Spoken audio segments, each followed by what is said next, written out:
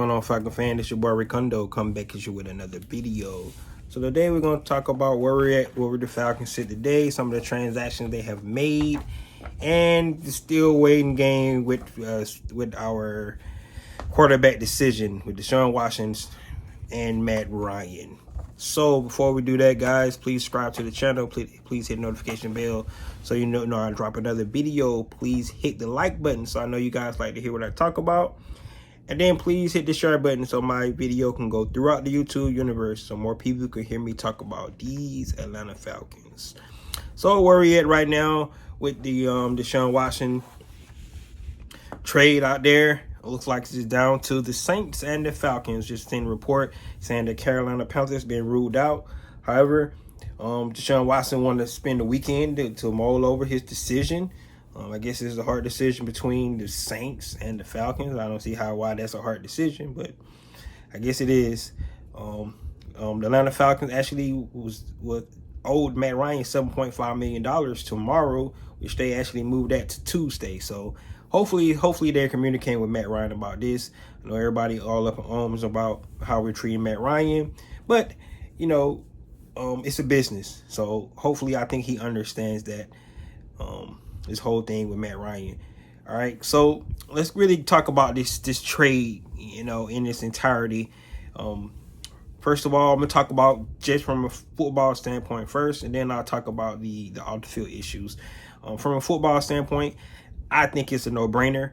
You got a young quarterback who's 26 years old, has already showed what he's capable of in the NFL, and he's available for a team. And some of the sources said that he contacted the Falcons. So I think they had to take that call. They had to consider it. If you can get a franchise quarterback that's going to be with your team for the next 10 to 15 years, when your starting quarterback is on the tail end of his career, you have to listen, especially with a new regime. Of course, Terry Fontenot and Arthur Smith, they didn't draft Matt Ryan. They just got here, played 1 year with him. So really, they don't have any buy-in completely with Matt Ryan anyway. So I don't think it's really like they feel like they're doing him wrong. So they have to take this call. I think at the end of the day, if you can get a franchise quarterback that's going to take you to the future, they always said they was playing for now, compete now, and for the future. And if you get a franchise quarterback that can play for 10 to 15 years, who's a proven commodity that we actually seen. Not a quarterback you're going to draft that you really don't know what you're going to get. Somebody that you've seen that's still young. Like I said, he's only 26, turned 27 in September. You have to take the call and take a chance on it. Every player feelings get hurt. But I think Matt Ryan been in the league long enough. He's a professional, and I think he's able to understand where he's at in his career and understand that it is a business. Hopefully they communicated with him. Some of the sources said they had. It was kind of conflicting, saying that they did, they didn't, but I'm pretty sure, hopefully, that Arthur Smith and Terry Fontenot actually did communicate with Ryan and his team to let him know what was going on. Obviously they had to, because they moved from the $7.5 million from Friday to Tuesday. So hopefully we find out more about that with that situation with Matt Ryan. But they had to. I just understand 100% why they had to pursue this from a football standpoint. And like I said, if you're trying to build for now and for the future, and these guys went aggressive, right? They could have took back and took the long route like we always thinking they was going to do, build it through the draft, build a team that way. I don't think that's the wrong way to do it either. But however, if you can get a franchise quarterback, because remember, if you don't have a franchise quarterback, you're not going anywhere. We do have one, 100%. Matt Ryan is a franchise quarterback, but once again, how committed was they with Matt Ryan? They did not extend him. They only was going to give him restructure, which they didn't even put in because of this Deshaun Watson news. So that's where they were. So I don't know how much they was sold on Matt Ryan being their quarterback for the future anyway. So if they can get a franchise quarterback in who's, like I said, a proven commodity, you have to take that chance. And it looked like that's what they did. All right. All right, so let's talk about the off the field issues.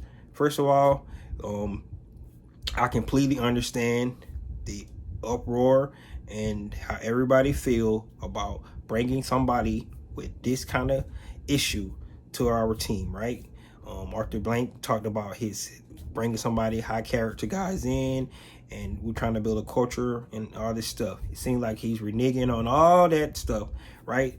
And everybody just can't understand why he's really is making this decision to bring this monster, this bad guy into the franchise and be the face of the franchise. So I would just say that if we thought a certain way about Arthur Blank before all this happened and before this whole thing with Deshaun Watson came up, I think he's the same guy. You would have to think that him and his team did their due diligence to actually look this young man in the face, look into his heart, and kind of see what kind of person he is. He does have history with Deshaun Watson. Everybody knows about that. So he kind of maybe feel that he knows this young man.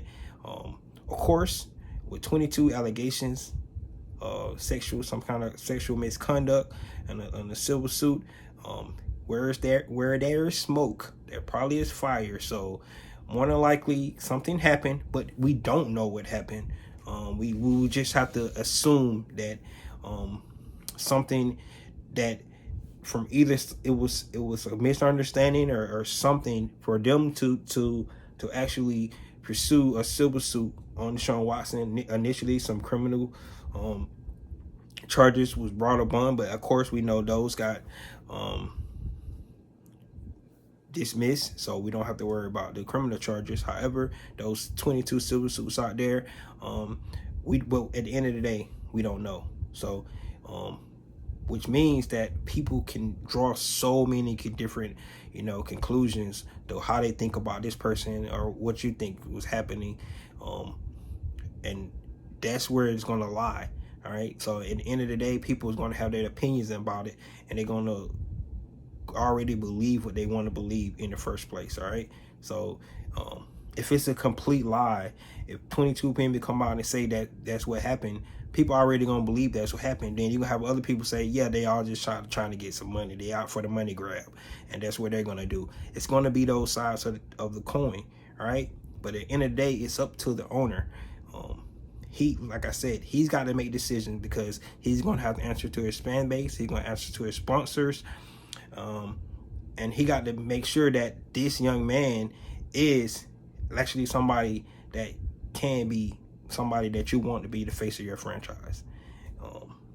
If you think about one of the other owners, Miss Gail Benson from the New Orleans Saints, who is a female, she also wants him to be. So whatever the case may be, these owners looked into Deshaun Watson's face and listened to the words that he had to say about this whole issue, and they still wanted him to be part of their franchise.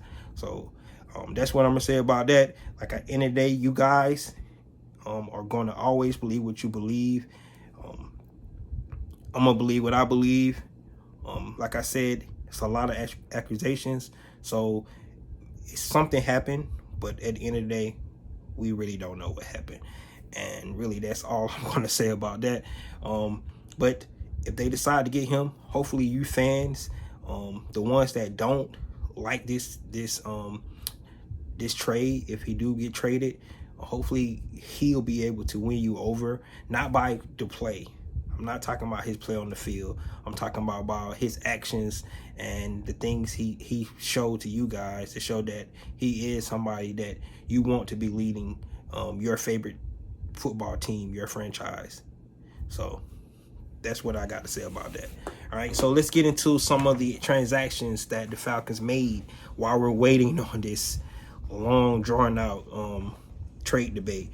Running back Damon Williams signed a 1-year deal with the Falcons. You guys remember Damon Williams played with the Kansas City Chiefs, helped them win the Super Bowl. He actually played a big role in that Super Bowl win for them.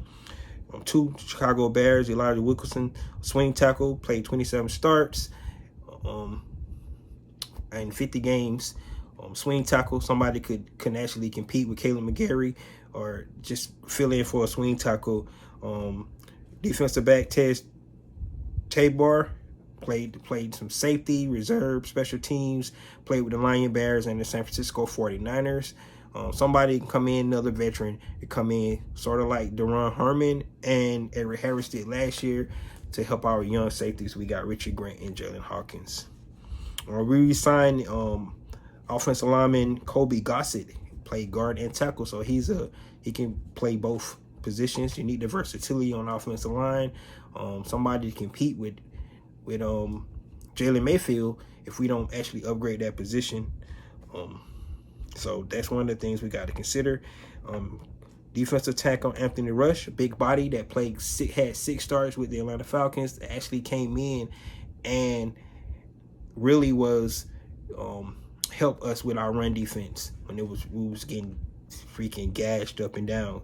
The reason why Fourier had 192 tackles and Deion Jones had like 135 tackles, because our defensive line was not able to stop anybody.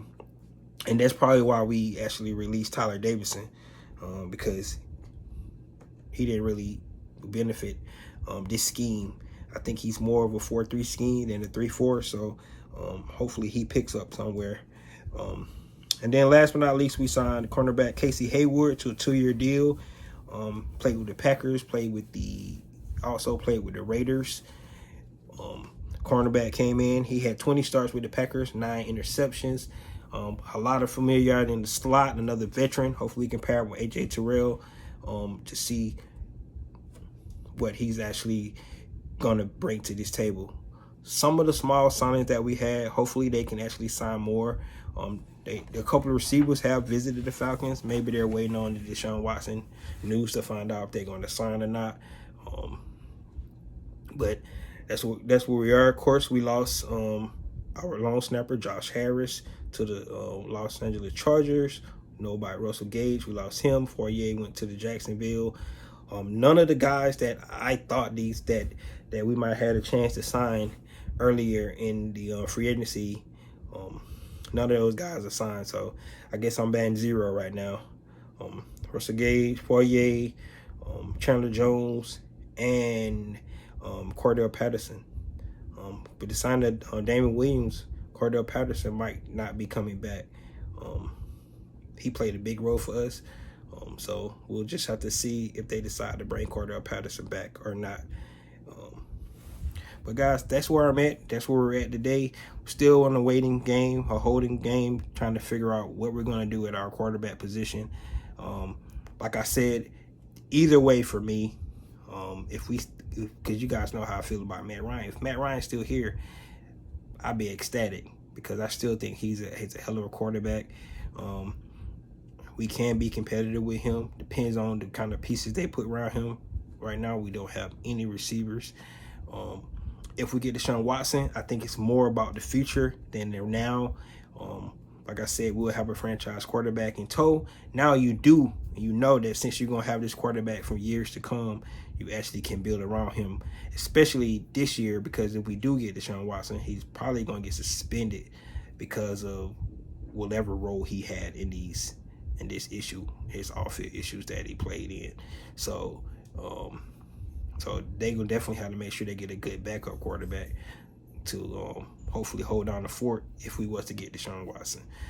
All right. So guys, that's all I have. You let me know what you think about the whole Deshaun Watson ordeal. Like I said, guys, have your opinions out there. The Falcon Twitter, boy, it's like we're gonna be, if we was in the room together, we'd probably be fighting the way it's looking like out there on Twitter right now, because everybody have such strong beliefs in this issue, and I 100% understand that. But like I said, guys, you wasn't there. You don't really know what happened. All right. Either way, you could be 100% right on what you're believing, what you're thinking, and you could be 100% wrong as well. You just don't know. And only really those young ladies and Deshaun Watson probably actually know what happened. We just hopefully, whatever it is, the well-being for both sides for the young ladies, the young females, and for Deshaun Watson. If he did play some kind of role in this, he can actually be a better person for it moving forward. So that's all I have. Like I said, guys, this is your boy Ricondo. Come back at you with another video. Peace.